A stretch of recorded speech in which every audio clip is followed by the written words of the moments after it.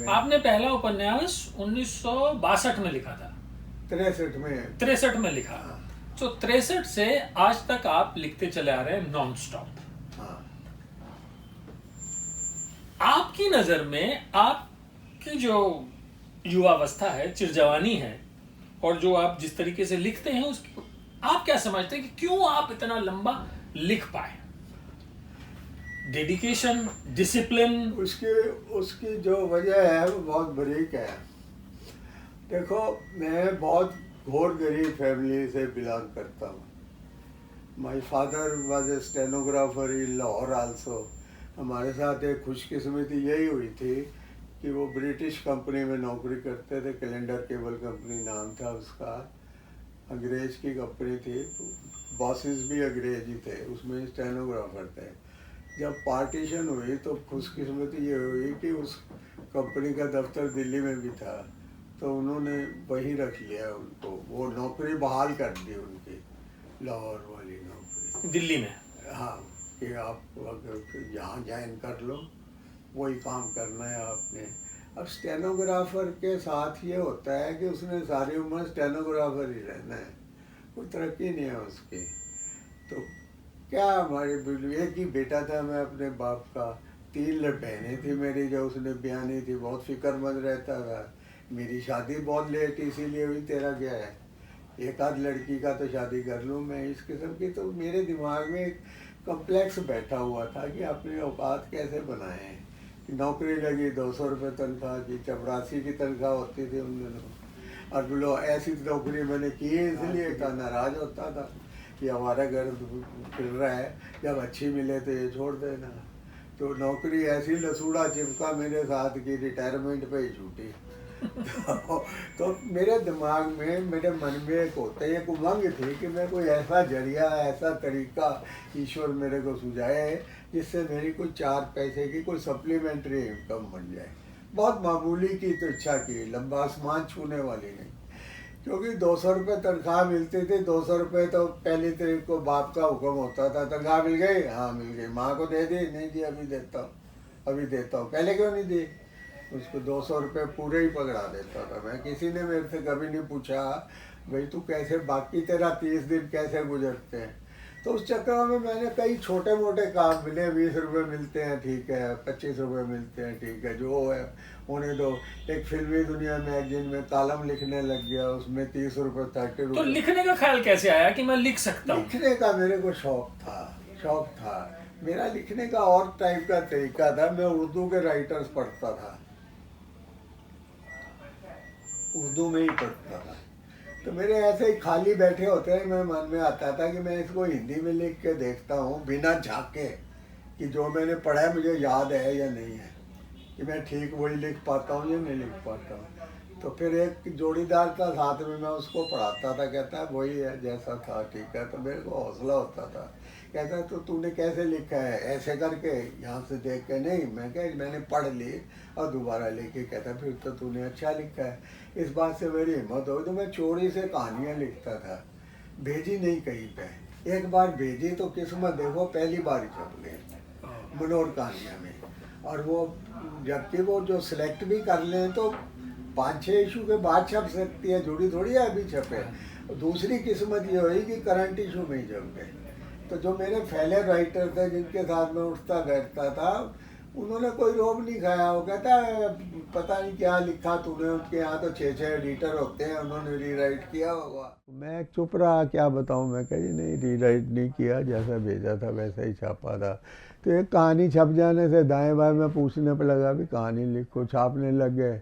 वहाँ से 45 रुपये मिले थे, वो 20 रुपये देते थे मुझे, तो वो भी मंजूर था। इसी बस रूटीन में कभी कॉलम लिख लिया, कभी कुछ कर लिया, कभी किताब। वो किसी ने मेरे को प्रॉम्प्ट किया, तू नावल लिख, मैं तेरे लिए कोशिश करूँगा। क्या पहले बोल दिया, गारंटी कोई नहीं है, देख ले। मैं जोश आया, मैं हफ्ते में नावल लिख दिए, क्योंकि मुकर न जाए कहीं पे। पब्लिशर भी किसी वजह से तैयार हो गया। उनकी मंथली मैगजीन निकलती थी जिसमें एक नावल छपता था। होती मैगजीन थी लेकिन उसमें एक नावल ही होता था एज मैगजीन। वो रजिस्टर्ड भी न्यूज़पेपर के तौर पर ही होती थी। तो उनके रेगुलर राइटर थे, एक राइटर पता नहीं बीमार पड़ गया था या नाराज़ हो गया था, तो उसने नावल नहीं लिखा, उसका इशू आज तक मिस नहीं हुआ था। तो इस चक्कर में वो छापने को तैयार हो गया, तब तक उसका रूठा राइटर मान गया, उसने मेरे को बाहर निकाल दिया। हाँ, इस चक्कर में मेरे को 1.25 साल लग गया दोबारा नावल छप पाने में। उतने में मैंने 2 नावल और लिख लिए, उस्ताद को दिखाए, वो बोला मैं कहीं दिखाऊंगा, उसने दिए, दिखाए, मेरी बेंगलोर नौकरी लग गई, मैं चला गया। वापस आके नावलों के बारे में पूछा, कहता फलाने को दिया था, फलाने के पास गया, वो मुकर गया। कहता भैया जिसने दिए वो ले गया, इतनी पुरानी बातें याद नहीं रख सकते, हमारे पास नहीं है। आज तक भी उसी के पास है, क्योंकि तब तक उसकी लाखों में वैल्यू हो गई। दूसरा कोई लेता नहीं था उससे, वो इसलिए नहीं लेता था कि तू मेरे को लिखत पढ़त दिखा, कोई राइटर ने तुझे ऑथोराइज किया है या कुछ तो दिखा ना। नहीं, मैं लिख के दूंगा कि मैं कॉपीराइट होल्डर हूँ, मैं मालिक हूँ इस स्क्रिप्ट का। वो कोई फंसा नहीं। ऐसे कहने से क्या होता है, कौन बखेड़े में फंसे। आजकल अभी आज की तारीख में मुझे पता है वो नावल किसके पास है, वो मेरे मरने का इंतज़ार कर रहा है, तब बेचेगा किसी को, तब तक कोई लेगा नहीं। अब धंधा ही बंद है उस टाइप का। तो अब जिस जमाने में आप लिख रहे थे, उस जमाने में तो हजारों लाखों की तादाद में पॉकेट बुकें बिका करती थी सेल में।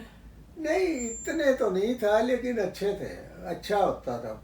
उनके खर्चे इस बात से भी बचते थे कि उनकी रेगुलर ऑर्डर होते थे, बार बार सर्कुलर नहीं भेजना पड़ता। आजकल पब्लिशर जो है ना, जब भी कुछ किताब या किताबें छापता है तो सर्कुलर भेजता है, सर्कुलर नहीं भेजता। उनके स्टैंडिंग ऑर्डर होते थे, उनके पास लेजर बनाई होती थी, बिना ऑर्डर मंगाए इतनी कॉपी फलाना लेता है, इसको भेज। पर सर, जब आपके जमाने में लोग लाइन लगा के खड़े होते थे, किताबें जाती थी, आज क्यों नहीं किताबें जाती? आज सिर्फ आपकी किताबें बिकती हैं। आपके समकक्ष जितने लोग थे या उसके बाद नए लोग तैयार नहीं हुए, सब लोग यही रोना रोते हैं किताबें बिकती नहीं है। उसमें उसका कोई क्या जवाब दूं मैं मेरे से लोगों के वो वाइब्स स्ट्राइक करती हैं, उन्हें पसंद आया, मेरी मेहनत रंग लाई समझो। मैंने कभी डंडी नहीं मारी, मैंने कभी पब्लिशर के साथ ऐसा मिजाज नहीं दिखाया कि इसके लिए तो मैं कमज़ोर भी लिखूंगा तो ये छाप ही लेगा। नहीं, मैंने कभी। पर ट्रेड क्यों खत्म हो गया सर आपकी नज़र में? पॉकेट बुक का जो धंधा था, जो बिजनेस था, वो पूरा खत्म कैसे हो गया? खत्म ऐसे हुआ ना कि ए ने देख के बी ने शुरू कर लिया धंधा। धंधे की कोई नॉलेज नहीं है। कल तक वो कपड़े की दुकान करता था, खड़े पर पब्लिशर बन गया। आता जाता तो कुछ भी नहीं है, झोला लिया। और मेरठ में पब्लिशर होते थे, ऐसे सारे काम दिल्ली में होते थे। टाइटल दिल्ली में छपता है, टाइटल का आर्टिस्ट दिल्ली में मिलता है, राइटर दिल्ली में अवेलेबल है। अच्छी प्रॉपर प्रेस जो है, वो जो 16 पेज या 32 पेज छापने वाली, वो सब दिल्ली में है। तो ये ड्रिल सीखने में टाइम लगता है। खड़े पैर कैसे हो जाए, पड़ोसी कर रहा है, मेरा रिश्तेदार है वो बता देगा। ऐसे कई कारोबार होते हैं। किसी ने कपड़े की दुकान बंद करके ये काम कर लिया, किसी ने हलवाई की दुकान बंद करके पब्लिशर बन गए। ऐसे कारोबार चलते हैं ऐसा। और दूसरे उनके टारगेट कमज़ोर हैं। उनकी 2000 किताब बिक जाए वो खुश हैं। 2000 किताब बिकी, 2000 राइटर को दिए, 2000 हमने कमा लिए, ओके। 6 किताब छापी, एक बार में 1200 रुपये कमा लिए। इट इज़ हैंडसम इनकम उनके मेरठ वालों के हिसाब से। दिल्ली वाले पब्लिशर पैसे वाले थे, वो पैसा लड़ा सकते थे, इसलिए वो जो है राइटर हो तो टाप का, प्रिंटर हो तो टाप का, आर्टिस्ट हो तो टाप का। They could afford, they could dictate their terms. उनको पता है भी ये इसकी थैली में दम है, ये रेगुलर पायेदार काम देने वाला पब्लिशर है, कैजुअल नहीं है। तो उसके लिए दौड़ के काम करते थे, दूसरे को लाइन में लगाते थे। फिर सेकंड बात थी, राइटर है जो चल गया सारे उसके पीछे। अब एक राइटर के 10 हाथ थोड़ी हैं जो 10 जनों को देगा। फिर उनका ये होता था, तेरे को फलाना कितने देता है, मैं 3000, मैं 4 दूँगा। अब कोई मान जाता था, कोई तो घोस्ट राइटिंग भी करते थे उस जमाने में? घोस्ट राइटिंग भी होती थी खुले कई सरेआम धोखा देते थे। दूसरे से लिखा के कह देते थे मैंने लिखा है। तो कितना बड़ा रोल आप ये देखते हैं जो इंडस्ट्री को नुकसान हुआ उसमें घोस्ट राइटिंग का? घोस्ट राइटिंग ने जो मेजर बेड़ा गर्क किया वो घोस्ट राइटिंग ने किया। बाकी जो धीरे धीरे गड़बड़ हुई वो अंधे के पीछे अंधा लगने की वजह से हुई।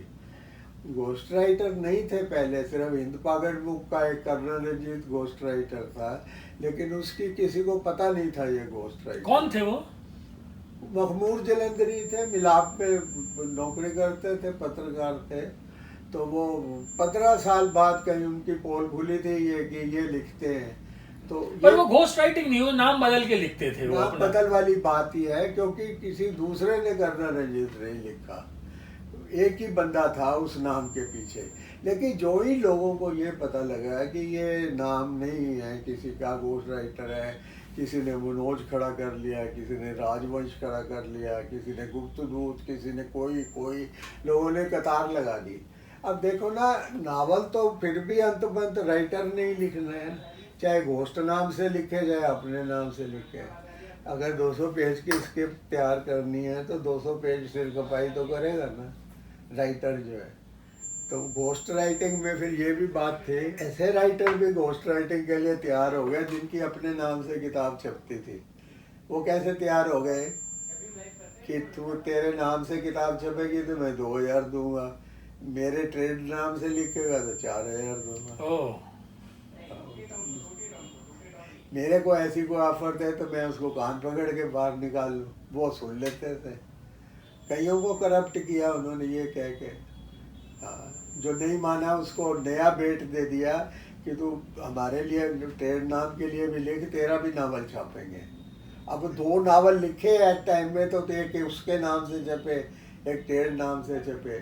फिर घोस्ट राइटर की वफादारी नहीं खरीदी जाती, शर्तिया धोखा देगा, किसी और से लिखा लेगा, एक ही कहानी 4 जगह देगा। हुआ कई हुआ। एक बार तो इतनी ट्रेजेडी हुआ कि एक ही महीने में सेम स्टोरी सेम राइटर की दी हुई घोस्ट नेम से 2 जगह जब, सारे कैरेक्टर सेम, सब कुछ सेम।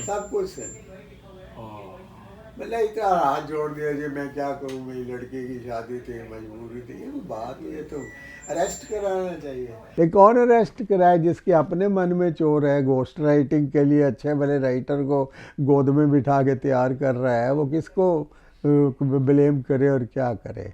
तो 90s में इस धंधे ने बहुत तरक्की की, बहुत किताब बिकती थी, बहुत पब्लिशर थे, लेकिन इनकी मत मारी गई सारे बड़े पब्लिशरों की। इन्होंने मीटिंग की दिल्ली में कि अपने राइटर प्रमोट करो, अब कोई फ़ोटो वाला राइटर ना छापो। मेरे बाद जैसे राइटर का नाम उन्होंने रखा हुआ था फ़ोटो वाला राइटर, क्योंकि घोस्ट राइटर की तो फ़ोटो नहीं अपनी। तो वो सबको जच गया कि भाई जो पैसा इस तरह से हम बचाएंगे राइटर की बड़ी बड़ी फीस भरने से, उसे हम एडवर्टीज़मेंट पे लगाएंगे। वो साबन की तरह अपने ट्रेड नेम्स का एडवर्टाइजमेंट करने लग गए कि ये कॉलगेट है, ये कोका कोला है, ये राजवंश है, ये फलाने, ऐसे बड़े बड़े फुल पेज के एडवर्टीजमेंट घोस्ट राइटिंग के करने लगे। लोग फंसे। लेकिन जिसने 1 नावल या 2 नावल पढ़ा उसने फेंक के मारा, भाई ये क्या है, ये कहानी तो अभी मैं परसों डायमंड में पढ़ के हटा हूँ, पिछले मंडे फलानी जगह पढ़ के हटा हूँ। तो वो फिर क्लाइंटेल ही ख़त्म हो गई। तो घोस्ट राइटर को आप चाहे सोने का वर्क लगा लो, नहीं चलना उसने। तो बस यही उनकी गलती थी, एक बैलेंस बनाए रखते ना। 6 किताब का सेट छापते थे ये लोग, 2 घोड़े हो गए चले हुए राइटर, 2 ऐसे हो गए आल्सो रैन, और 2 अपने घोस्ट राइटर साथ लगा देते थे, तब चल देता था। भाई ये मगरूर हो गए, इनके दिमाग में ये था कि हम इनको छापने बंद कर देंगे ना फोटो वाले को, तो यही आके हमें कहेंगे जी किताब छाप लो, जिस नाम से मर्जी छापो, पैसे दे दो। कहते भाई जी ये कटोरा लेके हाथ में हमारे घर आएंगे कि किताब छाप। अब उसका सपना तो पूरा नहीं हुआ, ट्रेड का बेड़ा गर्क कर दिया है उसकी इन गंदी सोच ने, सारे पब्लिशर मिलके। उसके बाद माथा पकड़ के रो रहे हैं, एक एक करके बंद हो गए। जो चला हुआ राइटर था उसके पीछे सारे पढ़ रहे हैं, वो किस किस को दे किताब, किस किस को दे किताब है। फिर पर राइटर कहाँ चले गए? फिर राइटर थे ही नहीं, ठोक पीट के बजाए गए थे, इस काबिल ही नहीं थे ए ने बी की किताब के पढ़े, राम को शाम कर दिया, शाम को सीता कर दिया, ये कर कुट के हौच पौच बना के किताब। आज भी नहीं है राइटर्स? आज भी नहीं है राइटर्स? आज तो हैं, अंग्रेजी में तो बहुत ही ज़्यादा हैं, हिंदी में इसलिए नहीं है कि उनको एक नया तरीका सूझ गया है कि वो अब मेरी तरह कोई हाथ से तो लिखता नहीं, सब टाइप टक्कर करने लगे हैं, तो वो उसको किंडल पे डाल देते हैं, बाकी फेसबुक पे पब्लिसाइज कर देते हैं, मेरी किताब पढ़ो, टाइटल लगा दिया। पर एस्टेब्लिश नहीं हो पा रहा है, कोई भी नहीं हो पा रहे, पब्लिशर पास नहीं फटकने देता है। साहित्य किताब के लिए भी धक्के खाने का ही काम है ना। अब जो बड़े पब्लिशर हैं उन्होंने तो बंदा रखे हुए हैं कि भाई पढ़ने के लिए स्क्रिप्ट किसी काबिल है तो हम क्यों नहीं छापे, हमें भी तो राइटर की ज़रूरत है ना, हम क्यों दुश्मन थोड़ी हैं राइटर के। तो जो अच्छे पब्लिशर हैं, देखो इंग्लिश में और हिंदी में फ़र्क क्या आ गया है, ये थोड़ा सा मैं समझाता हूँ। इंग्लिश का जो कारोबार है अब फॉरेन कंट्रीज़ की तरह थ्रू एजेंट चलने लग गया है, हिंदी में वो परंपरा अभी नहीं है। इंग्लिश में आप किताब लिखते हो, अपने एजेंट से आप एजेंट को एंगेज करते हो, जो वहाँ से मिलेगा 20% वो लेगा, और जो सिर खपाई करनी है पब्लिशर टू पब्लिशर, दो धक्के खाने हैं वो खाएगा। अगर कहीं कोई डील हो जाएगा तो राइटर का रोल निकल आएगा कहीं साइन सून करने के लिए, नहीं तो जितना फुटवर्क है वो एजेंट ने करना है। अंग्रेजी में ये एडवांटेज है, आपने किताब लिख दी है, आपने ये माथा नहीं फोड़ना कि ये छापेगा कौन, छपे कैसे।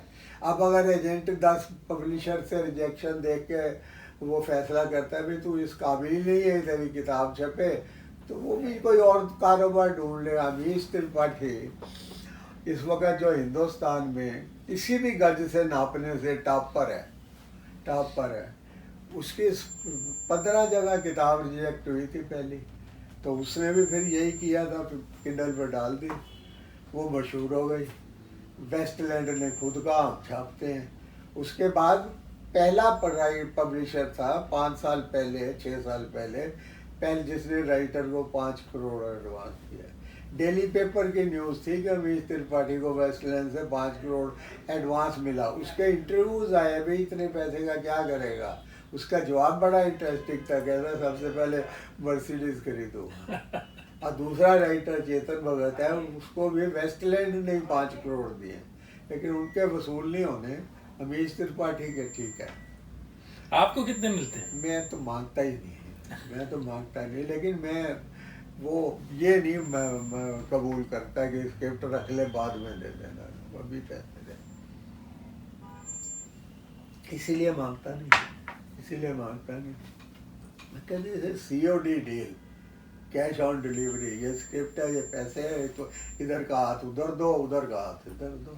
तो जब आपने करियर शुरू किया था, पहली किताब के कितने पैसे मिले थे आपको? 100 रुपये, लेकिन 100 में भी एक वो बीट लगी हुई थी कि उन दिनों में किताबों के टाइटल भी मैं बनाता था, तो 100 रुपये देने वाला कहता था टाइटल भी तू बना के देगा तो 100 दूंगा, यानी कि एक तरह से 80। सब टाइटल बनाते थे, डिजाइन करते थे? अरे मैंने 150-200 टाइटल बनाए हैं। अच्छा। मैंने टाइटल, एडवर्टीजमेंट का लेआउट, मैगजीन्स की इलस्ट्रेशन, मैं तो कहता था को मेरे से सारा झल्ले उठवा ले, पैसे दे दे शाम को। मैं तो इस पैसे की बहुत ज़रूरत, मैं मजबूर था ना, I was a very poor man. बस के आप विश्वास करोगे, मैं बस का किराया 1 रुपया कैशियर से उधार मांगता था। भाई मैं दफ्तर आ गया हूँ, मेरी जेब में पैसे नहीं है। अरे दफ्तर कैसे आया, ऑटो पे गया, तो साहब तेरे को शर्म नहीं आती, तेरे जेब में पैसे नहीं तो फिर भी तू बस पे नहीं आया, 4 आने खर्च के 2 रुपये ऑटो में लगा के आया। मैं कहा देर हो रही थी, कोई बात नहीं, तू मुझे 1 रुपया दे दे। 1 रुपया चल जाता था, सारी दिल्ली घूमो, बस में 1 रुपया नहीं खर्च होता था। तो बताओ, मैंने वो हाल देखे हुए।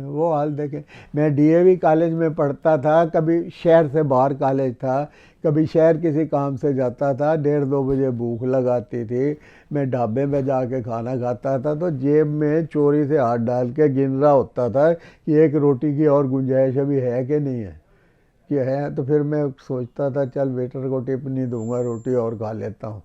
फिर सोचता था मैं रिक्शा पे नहीं जाऊँगा, पैदल चला जाऊँगा, 1 रोटी और खा जा रहा। मैंने ये टाइम देखा है। My father used to send me a money order of 100 rupees for 1 month. उसी में कॉलेज की फीस, किताबें, कापियाँ, 2 टाइम का खाना, चाय, सब ताम झाम जो कुछ है, कोई सिनेमा देखना हो कभी या कुछ करना हो, और घर वापस आने का रेल का किराया, ऑल इन 100 रुपीज़। तो मुफलिसी का हाल था। जो अच्छी हैसियत वाले लड़के थे उनकी हम शक्लें देखते थे। हाँ, हमारे हॉस्टल में एक लड़का था, मेस का खाना खाता ही नहीं था, मोटरसाइकिल रखी हुई थी हॉस्टल में, रोज शाम को खाना खा के आता था बढ़िया रेस्टोरेंट में। करते हैं सर, बहुत बहुत शुक्रिया सर। मैं चाहूंगा कि आप बस यूं ही लिखते रहें, तंदुरुस्त रहें, सेहतयाब रहें और हमें नई नई किताबें देते रहें। बहुत बहुत शुक्रिया sir. Thank you very much.